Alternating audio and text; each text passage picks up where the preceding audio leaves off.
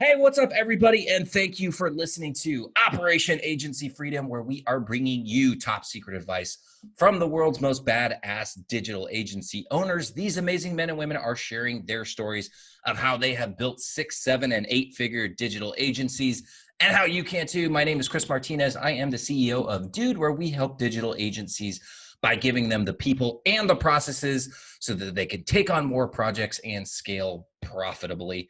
And I am very, very excited. Today's guest, we have been trying for a very long time to get him on the show. And finally, the stars have aligned. He is here. Ken Spanky Moskowitz from Ad Zombies. Welcome to the show, Ken. Dude, I just wanted to say that. I've been holding that. If you have the name Dude, I want bruh. So you got Dude and bruh, okay? Chris, thank you for having me. I'm thrilled to finally make this connection. It's been a long time and it's taken a while and we've had some hurdles to overcome, but who knew? I never thought I'd be a hurdler, and yet here I am. I've hurdled and we're here. I just want to say how much I appreciate you making it, because life has definitely thrown all of us some curveballs, but dude, it's been kind of punching you in the teeth for the past, literally in the teeth the past couple of weeks. Yeah, 2020 started off okay, then then COVID happened. By the way, just a side note, my family and I were on a cruise when COVID hit, and we were like the people that got off the cruise ship, and we were like, oh my God, thankfully we're off the ship, because at that point we didn't know if we were going to get off the ship. But we got off the ship. I ordered bidets while we were on the ship, got home. Everybody was struggling with toilet paper, and we were jet washing. So, the world changed overnight. But then August happened. And in August, I developed an infection in a tooth, behind a tooth, which led to me having 3 oral surgeries, 2 infections, a hospital visit. Like, August was like 2020 in a complete month. Right. So, But I'm past that now, and the world is better. Perfect. Awesome, man. Well, again, thank you so much for joining us. And, we start off every show with our roundtable discussion. And I want to ask you a very serious question, because you're somebody that I definitely respect. You're a super smart and intelligent person. And we have a lot of crazy stuff going on in the world. And so that's why I want to hear your opinion as to, what the heck is going on in our country, and like, where do you think that we're going? It's September now. So, whenever this launches, who knows where the heck we're going to be, but it's just such an interesting time period right now. And I would love to get your take on what you think is going on and where you think we're going. So Chris, I know you've shared that you follow my content and the stuff that I put out, and I generally stay away from politics because it is so divisive, but that is what's going on right now in our country. We have become a nation that is so far left and so far right that there's no common ground for us anymore. So we have these really divisive conversations where fact is argued and opinion becomes news. And it's really not meant to be that way. And I think we've become so separated from one another as human beings that we can't have healthy debates anymore, because conversations and opinions are about right and wrong. Yeah. And if I believe this, I'm right and you're wrong. And it needs to stop, because the only way this country and the world sees us as the superpower, as the big country that we are, is for the left and the right to come more to center. I remember the days of, because I'm a little bit older than you, I remember the days of Ronald Reagan. That Republican Party is very different looking than the Republican Party of today. Mm-hmm. The Democratic Party back then was very different looking than the Democrats of today. Yeah. When Democrats and Republicans would leave the House, they would go to a bar and they would have a drink together and continue doing the work of the people. Today, I don't feel they're doing the work of the people. I feel they're doing the work of their interests and only their interests. And that is very disinteresting to me as an American. They need to stop doing that. And the more they come together, the more this country heals. Yeah, I mean, you touched on some very, very big points there, and everybody has a different opinion on that. The first one that I want to ask you about is, how separated are we really? Or is it just what's being amplified on social media, for example, or the news? is that not a very accurate depiction of what's going on? Because honestly, like, I don't know, and maybe this is just my circle, but I don't know too many people that are really at each other's throats the way that it appears to be on social media. And everybody, when they're behind their computer, they're a lot more brave. So you can make the argument that social media is really what's going on. But what do you think? Do you think that we're as divided in real life as it appears to be? Or, you know, is this actually how it really is? No, I think we're way more civil to each other face to face. And, you know, I have neighbors who have Trump Pence signs up, and I have neighbors who have Biden Harris signs up. And I think there's more camaraderie and closeness than you would believe in the news and believe based on social media. I think the biggest challenges have been, and this is where people get really heated, there have been a lot of websites and a lot of I'm using air quotes, news organizations that are not really news organizations that have really fed a lot of propaganda into social media, and people get hooked by it. They get baited by it, and then they take it as gospel.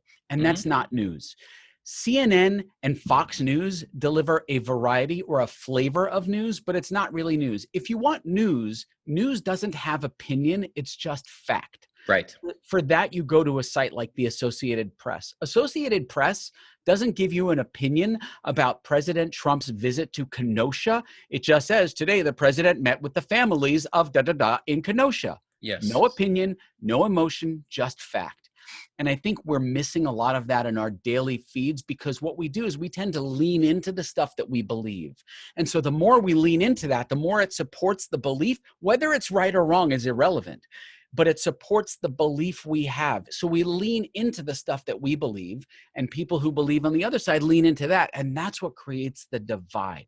What we need to stop doing is listening to all the noise and start talking to each other, start having conversations about real issues, and getting the work of our world and our nation done. Because right now, our government has just been so flaccid, there isn't a Viagra factory that could fix it. What a great analogy. So I want to ask you for your opinion, and I think that you're going to tie this into a story about you and Russell Brunson.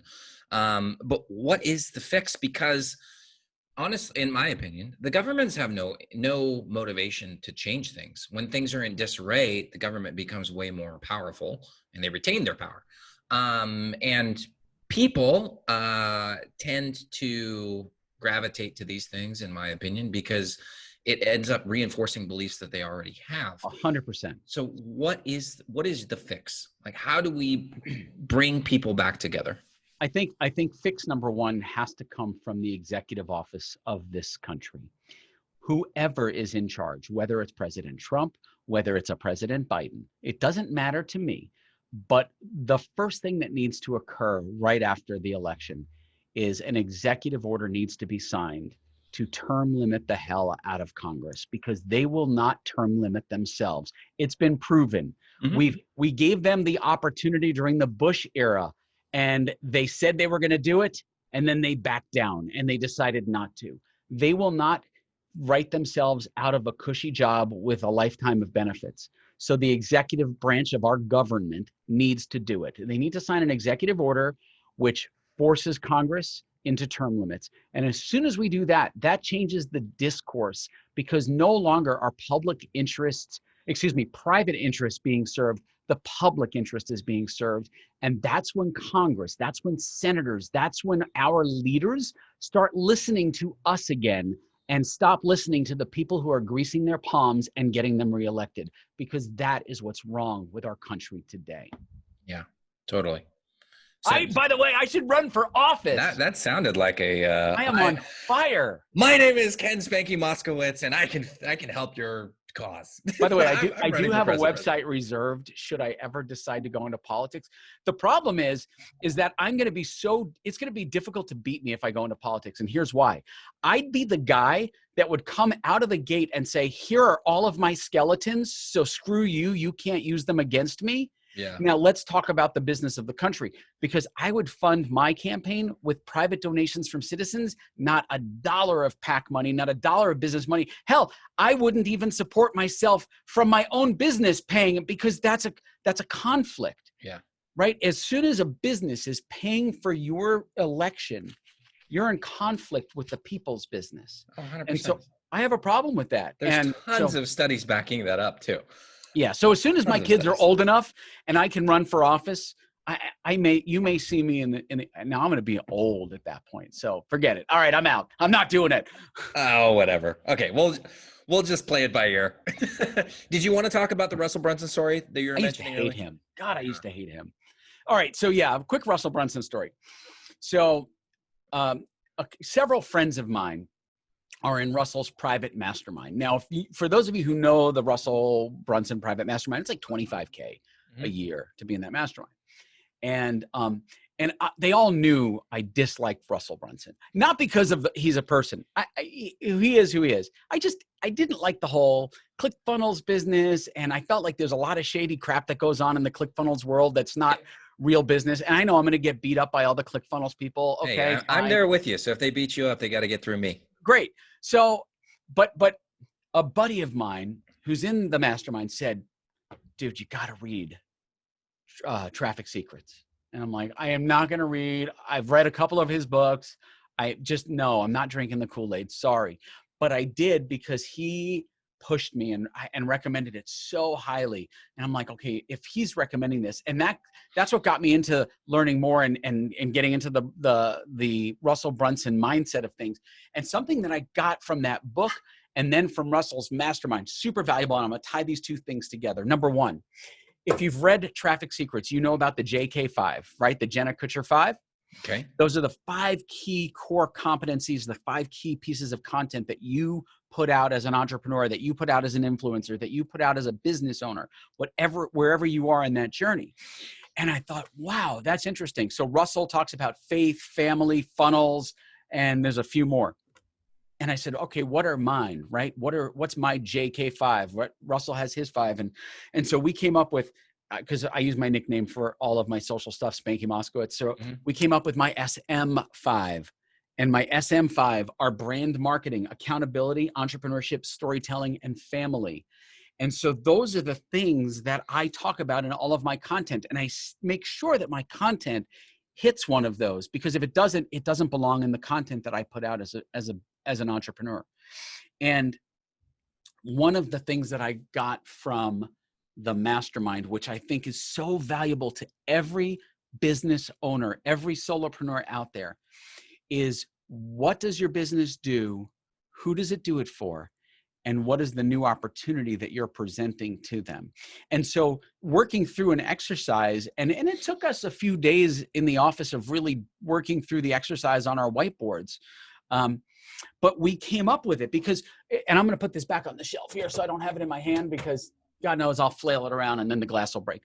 But, so I wanted to figure out what that was for us. And so for us, it's Ad Zombies. We help business owners in growth mode go farther, faster by writing words that sell anything, right? So now we go, what do we do? Who do we serve? Business owners in growth mode, very specific. We don't want business owners that are status quo. We don't want business owners that are maybe contracting in their business. We don't want business owners that are not in growth phase. We want business owners that are actively, aggressively moving the needle forward. We help them go farther, faster by taking away the pain, the stress, the difficulty of writing, whatever it is for their business, whether it's landing pages, websites, email sequences, ad copy. We write the words that sell anything for them. And so framing that up was so valuable for me. I got so much value out of that it's really become part of the daily purpose and drive of my content, of what I'm doing now. We just rebranded the podcast. So my podcast got rebranded, and it really falls into the SM5, right? Brand marketing, accountability, entrepreneurship, storytelling, and family. But the purpose of the content is to help business owners in growth mode go farther, faster. And so when you frame it like that for your business, it really helps you define your purpose, your mission, and how you serve the businesses that you serve, no matter what your business is. That's awesome, man. And you got that from traffic. So it's funny. I had Dave Woodward on the show probably, I don't know, maybe like 3 months ago. And they were just like doing kind of like the pitch for Traffic Secrets. And I just have not gotten around to buying the book. And so have you gotten a chance to meet Russell personally and talk to him about your experience with the book? I've never. I actually sent him an email that told him I hated him. No, I literally did. I sent him an email. I said here, no, and this is, I like to do this stuff real time because here, I sent him an email. And in fact, I would just share with you the email I sent him back in June when I read the book, June 10th. And it said, "I used to hate you, Russell," was the subject. And it says, "Honestly, I used to hate you and my reasons were so freaking stupid. Here's why I hated you." And I went into the ugly platform he built, creating the audience of lemmings, right? Yeah. I really told him why I hated him, but then I told him why I liked him. And well, this plays into the bigger picture of what we started talking about. Yep. It is how we are all so quick to judge. We're looking at these personas that people are putting online, and we're making very, very quick snap judgments. And we're saying, okay, so this aligns, what I am seeing aligns with this particular belief that I have. And we turn off that listening switch in our brain. And then that ends up, we find other additional information that backs up our previous belief. And before we know it, we find ourselves way further apart. But it just takes one little thing. And you can completely change that perception that you had of that person. Correct. And now you think of them on a different level. It turned around for me when I read the book. And I told him, I said, and I'm going to read this right from the screen. About a week ago, a friend of mine recommended, and I just told you this, Traffic Secrets. After my eye roll, I bought it on Amazon. He was pissed. "Why didn't you go through Russell's funnel?" he asked. Yeah. And I knew the answer, but I was ashamed to tell him. It was because I held this anger for years, this belief that people who are in the ClickFunnels world are a-holes. Yeah. And so I just didn't want to do it. But after purchasing the book on Amazon, I went through the funnel and I bought a second copy and I gave it to my business partner. I've now purchased a few copies of it and have given it to some friends. But the value I got from the book was so remarkable. I felt like I needed him to know that. And I told him that even at 53, I'm still learning. And for me, that is so valuable for I don't care how old you are. My dad is 78. He's still learning. You stay sharp, you stay in the game, and your ability to open your mind and make connections happens the more you allow it to happen. And so I invited him to join me on my podcast. And so there will be a future Russell Brunson episode. Awesome, man. I literally just downloaded Traffic Secrets on Audible, so I might buy the hardcover book too. Yes. As good as you say it is. And can I talk about, so I haven't released this content yet, but you're an Audible. Are you a listener of books mostly? I am not a reader? Yeah. Okay. I love to read, but just with the schedule and it's just so much. And I told you, in the mornings I'm working out and I'm listening to books and I'm taking notes and stuff. So it's just easier for me. Okay. So I want to share this with your audience because This is so valuable for me.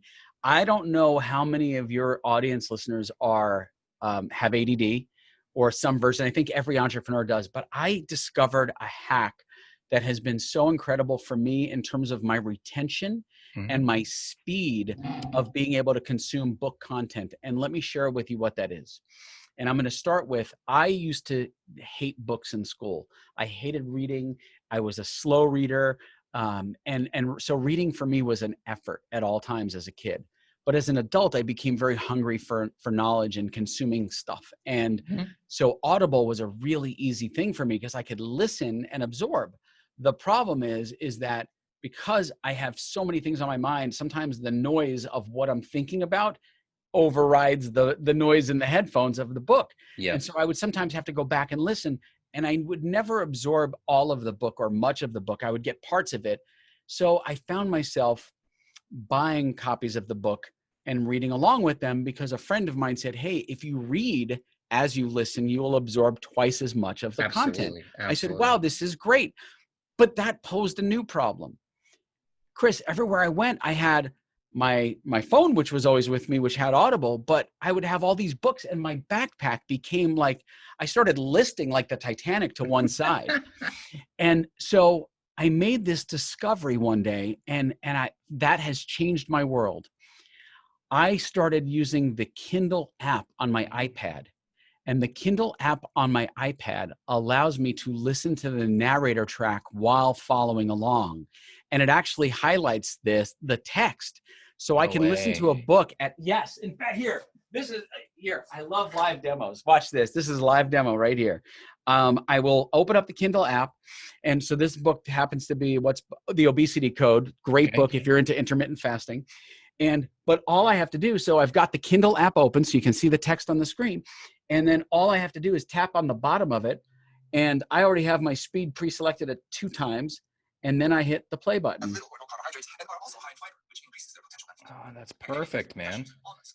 So I've always thought like Audible has to know that people are going to want to buy the books after they listen to them.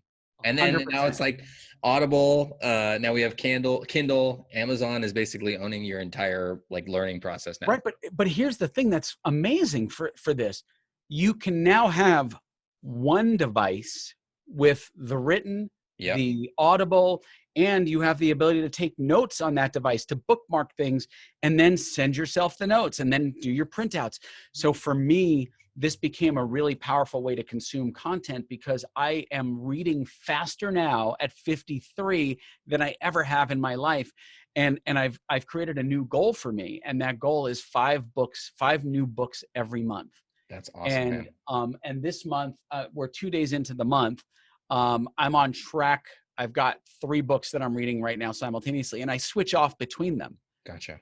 And so, but the retention goes up dramatically.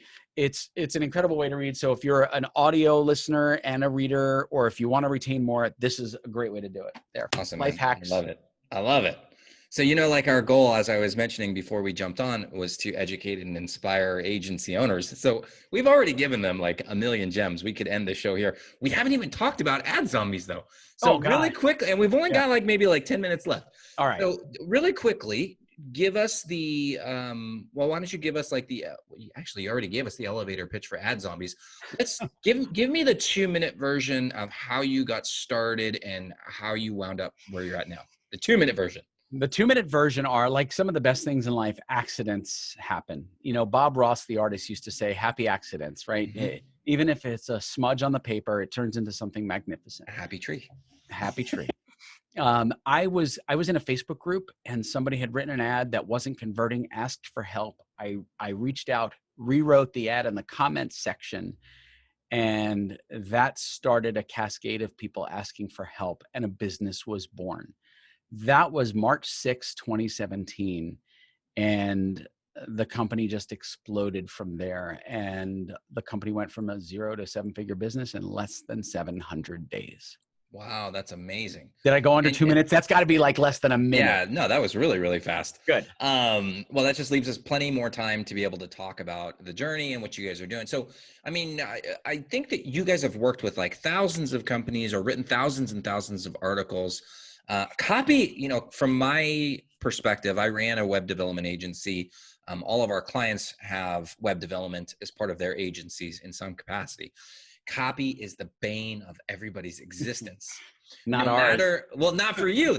Okay. So I'm getting there. So it doesn't matter if you're getting the copy from the client, which never works, or if you're trying to rewrite the copy for the client, which also has delays.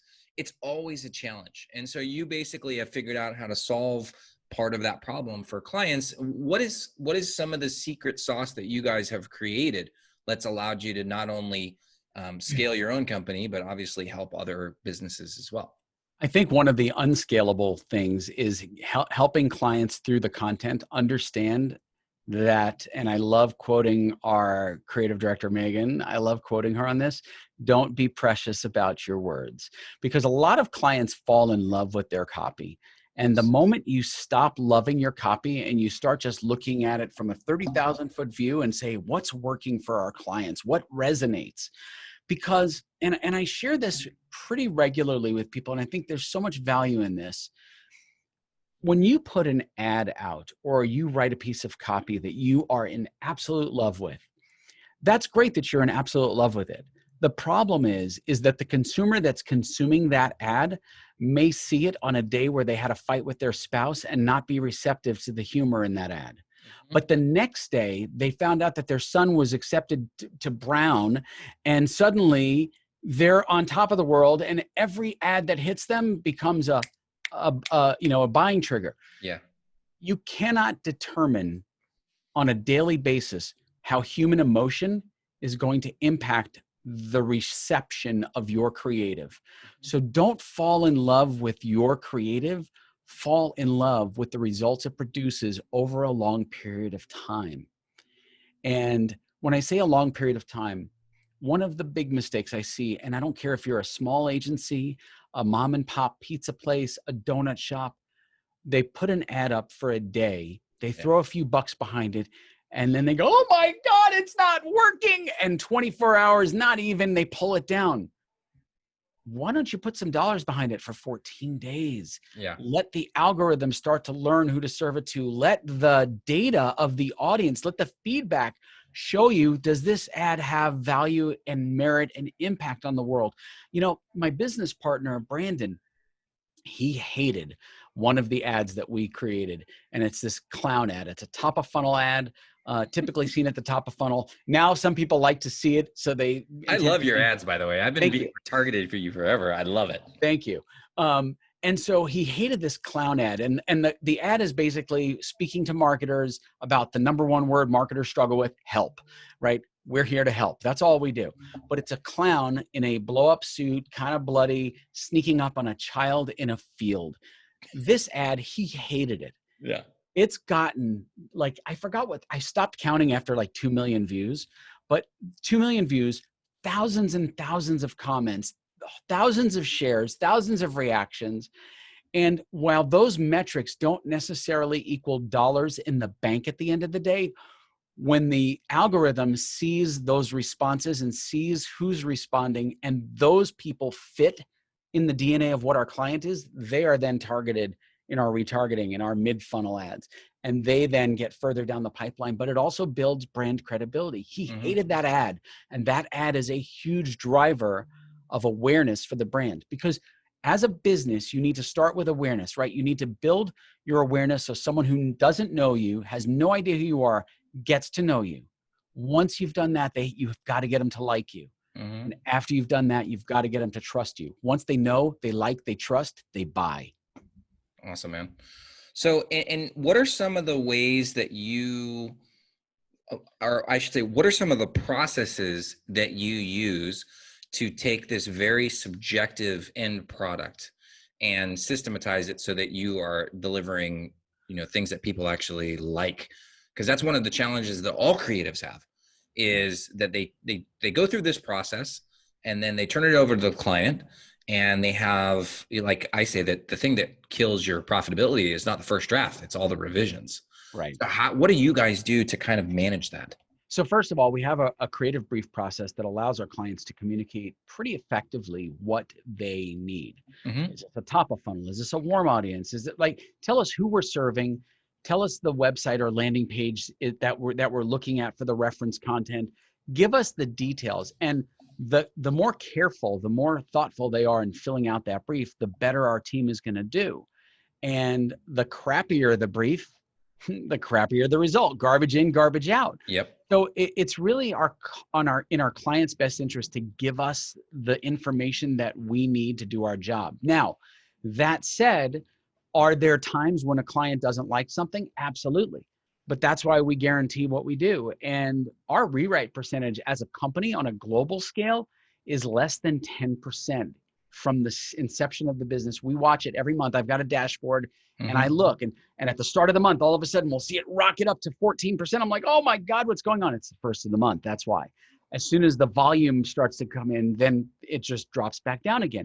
So the rewrites are because the client didn't fill out a good brief, or maybe our creative was a little too over the top for them, but we always adjust for those things. I've got a great story though I'd like to share. It's about a client of ours. His name is Mike Fowler. And Mike Fowler has become, over the years, and I love the guy, we've become personally connected on Facebook. We've chatted. He's become the poster child of not being precious about your creative. So Mike ordered an ad from us several years ago, and he wanted to test our copy against an ad that he wrote that was effective. It was performing pretty well, but he wanted to see what we could do and if we could do better. And he got the first ad back from us and he lit us up. He hated it. It was the worst piece of garbage he had ever seen. I can't believe I spent 40 I minutes. could have written this better in my sleep, drunk, whatever. Yeah. Exactly. And so, of course, we honor our guarantee. We said, no problem. We're going to rewrite it for you. So we rewrote the ad again, delivered the second ad, and he disliked it a little less. So he hated the first ad, disliked the second ad, but our writer said, could you do us a favor? Would you at least test the copy against yours, because we really believe that this copy is going to do well for this audience. Mm-hmm. He did. And then he wrote in his review something to the effect of, I tested the copy I hated. I'm putting words in his mouth. The review's on Facebook. I can find it and link it for you. But the ad that I disliked performed 3-1 over mine. The ad that I hated performed 4-1 over mine. I've been schooled. And so don't fall in love with your own creative, and trust the process and try new things. Because when you get stuck, right, when you're in your head about what your consumers are going to respond to, when you're in your head about what you think or what you believe the audience will resonate with, isn't always right. And so when you're in your head, you're dead. What you need to do is float it out there and see what happens. Let the consumers, let the customers, let the world decide if that creative is valuable enough for them. Awesome, man. Guess what? We're out of time. Damn, that went fast. Flew by. We're going to have you on for sure again, because there's so many different things that we could talk about. We can do a round two. Absolutely. So I know that you have a little special that you're going to grace our listeners with. You want to announce that? I do. So real quick, if you're not interested in learning how to write and becoming a more effective writer, super cool. Check us out, AdZombies.com. Really easy. Everything that we do, you can really figure out. If you can't figure it out on the website, we're doing something wrong. But for those of you who want to learn how to write, to become better writers, we did an offer and I thought, wow, how can I help other business owners become more effective at writing? We lowered the price of our copywriting course. So we have a course called Words That Sell Anything. It's the official Ad Zombies copywriting course. It's a 12-module course. No filler, no fluff. It's just pure meat and substance. And if you're vegan, it's pure vegetables, okay? Not meat. But it's normally $299. And in honor of the shit show that 2020 became, we created an opportunity, an offer to sell the course for $20.20. And that was only available in September. But for your audience, we're extending it with a special promo code through the end of the year. Awesome. Thank you so much. Guys, if you're listening to this and you need help with copy, definitely take them up on that offer. These guys are masters. It is definitely one of the biggest challenges that all agencies have. So learn from the best. Don't try and figure it out on your own. Ken, what's the best way for people to stay in contact with you? So if you want to follow me around on social, anything at Ad Zombies, it doesn't matter the platform, or if you want to follow me personally or connect with me at Spanky Moskowitz, SPANKY, MOSKOWITZ, or you can just connect with me, DM with me there, or you can just email me, ken@adzombies.com. Oh, did I just give my email address? Yes, I did. ken@adzombies.com. And who would be the perfect person to reach out to you today? Anyone who really is trying to figure out their next step, how to grow their business, how to accelerate it. They've got an idea that's brewing and they really want to bounce something off. I love doing that. You know, I've started working now and consulting with businesses all over the world, helping them figure out things and how to overcome their obstacles and challenges. And I love doing that. So hit me up if you've got questions, if you want to pick my brain and do some brainstorming. I would love to do that and be a utility in your tool belt. Awesome. Thank you so much, Ken, for being on the show today. To all of our listeners, thank you all for tuning in today, and make sure that you return next Thursday and every Thursday for the next episode of Operation Agency Freedom. Thank you very much. Have a great day.